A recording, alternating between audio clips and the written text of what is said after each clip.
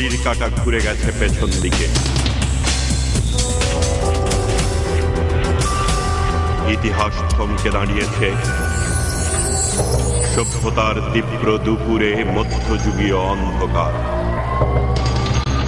সাম্প্রদায়িক সন্ত্রাস, রাজনৈতিক প্রতিহিংসা, পাশবিকতা ও বর্বরতার এমন সর্বগ্রাসী উন্মত্ত বিকার স্বাধীন বাংলাদেশ আর কখনো প্রত্যক্ষ করেনি।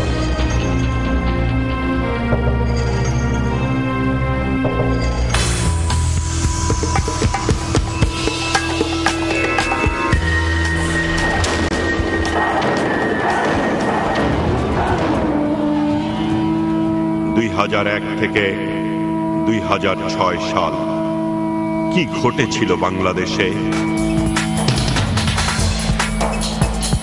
ফিরে দেখা।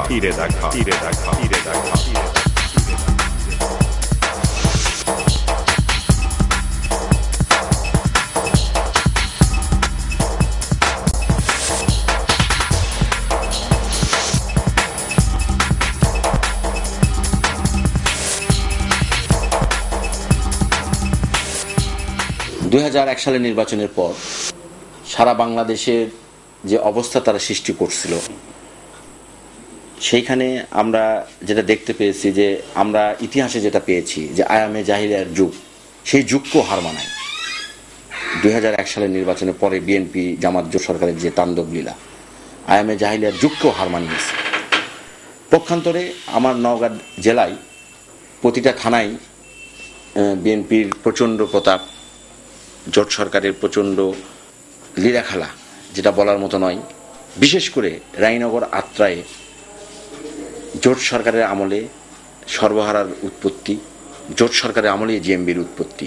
ওরা প্রথমে শুরু করে রাজশাহীর বাগমারা হামিদ কুৎসা ক্যাম্প থেকে, ওইখান থেকে তারা এই মানে জিএমবির ক্যাম্পিং শুরু করে। তারপর ওইখান থেকে ওইখান থেকে ট্রেনিং হয়েছে। তারপর ওইখান থেকে আসে হামিদ কুৎসা। তারপর আমাদের রানীনগর উপজেলার ভিতরে বাঁশবেড়িয়া নামক এক জায়গা ছিল, ওখানে একটা সাব ক্যাম্প ছিল। তারপরে ভিটির কথা তো বললাম। এইখানে তারা এই বিভিন্ন এই শ্রেণী পেশার লোকজনকে ধরে নিয়ে যে এখানে বিভিন্নভাবে অত্যাচার করত। আপনারা তো অলরেডি দেখেছেন যে একটা আমাদের ওই বাদশা নামের একটা ছেলেকে গাছ ঝুলে মেরেছে। এইভাবে আর কি তারা খেজুরের অপরাধ কি ছিল, রাজনীতি সে আওয়ামী লীগ করত, তার ব্যক্তিগত অপরাধের কথা আমার জানা নাই। তবে সে রাজনৈতিক অপরাধ তার হয়তো আমি বলবো সে আওয়ামী লীগ করার তার অপরাধ, অন্য কোনো অপরাধ ছিল না। একই ব্যক্তি, যে ব্যক্তি ক্ষমতাকে ধরে রাখার জন্য, চিরস্থায়ী করার জন্য, তখন সেই 2001 সালের নির্বাচনের পর ক্ষমতাকে আরো পাকাপোক্ত করার জন্য সেই সর্বহারা দিয়ে আমাদের আওয়ামী লীগের অসংখ্য নেতাকর্মী, যাদের নাম বলে শেষ করা যাবে না, যদি আমরা প্রথম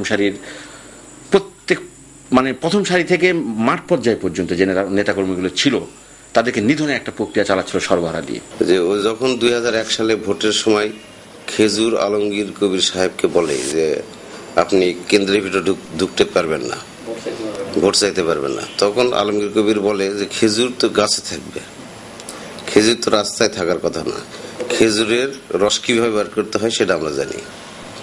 এই কথাটাই বলেছিল সেই সময়। এবং ভোটের পরে বিএনপি জোট সরকার ক্ষমতায় আসা পথে দেখা গেল তার রস বের করেছিল, তাকে 7 টুকরা করে মেট্রোনিসে বিভিন্ন জায়গায় ফেলায় রাখছিল। আত্রাই রানীনগরে যে অবস্থাটা সৃষ্টি যেটা হয়েছে, এইরকম অবস্থা যেন সৃষ্টি আর না হয়। জননেত্রী শেখ হাসিনার কাছে এটাই আমাদের দাবি যে তাদের বিচার হোক। এখনো সেই কুখ্যাত আলমগীর কবির সদাপটে ঘুরে বেড়াচ্ছেন। রায়নগর আত্রাইয়ের জনগণের পক্ষ থেকে আমার একটাই দাবি যে রায়নগর আত্রাই যে সকল মানুষ নির্যাতিত হয়েছে, যে সকল মানুষ নিপীড়িত হয়েছে, ধর্ষণের শিকার হয়েছে, এই সকল দোষী ব্যক্তিদেরকে ধরে নিয়ে আইনের মাধ্যমে তাদেরকে একটা শাস্তির ব্যবস্থা করে এখন যে ভাবে এই রায়নগর আত্মায় শান্তি বিরাজ করছে এটাকে স্থিতিশীল রাখবে, এই দাবি আমার বাংলাদেশ আওয়ামী লীগের সভানেত্রী জাতীয় জনক বঙ্গবন্ধু শেখ মুজিবুর রহমানের সুযোগ্য কন্যা শেখ হাসিনার কাছে। এটাই আমার দাবি। হাজার হাজার কোটি টাকা চার দলীয় জোট সরকারের সময় গম চাউল লুটপাট হয়ে গেছে, তারপরে হদিসও নাই, কাগজও নাই। আর এখন আমাদের নেতাকর্মীরা, অন্তত আমি, আপনাদের মসজিদ, মাদ্রাসা, মন্দির, শ্মশানঘাট, কবরস্থান, বিয়ের মাঠ, এগুলোতে শিক্ষা প্রতিষ্ঠান, এগুলোতে দিয়ে যাচ্ছি। সেখানে সামান্য দু এক জায়গায় ভুল ত্রুটি হতেই পারে, কিন্তু আমরা দিয়ে যাচ্ছি এবং জনগণই তারই সাক্ষী। ইনশাল্লাহ এইভাবে আমরা দিয়ে যাব। আমাদের লোভ লালসা নাই, প্রতিহিংসার রাজনীতি আমরা করি না। এবং আমাদের মাননীয় প্রধানমন্ত্রী শেখ হাসিনা উনি যে নির্দেশ দিচ্ছেন, সেই নির্দেশ দেশকে গড়ে তুলতে হবে এবং 2021 সালের মধ্যে, এবং 2021 সালে আমাদের ডিজিটাল বাংলাদেশ গড়ার লক্ষ্য যাতে বাস্তবায়ন আমরা করতে পারি, সেই লক্ষ্যে আমরা কাজ করে যাব। জনগণকে আমরা এই ব্যাপারে তাদের পূর্ণ সহযোগিতা, সাহায্য আমরা আশা করি।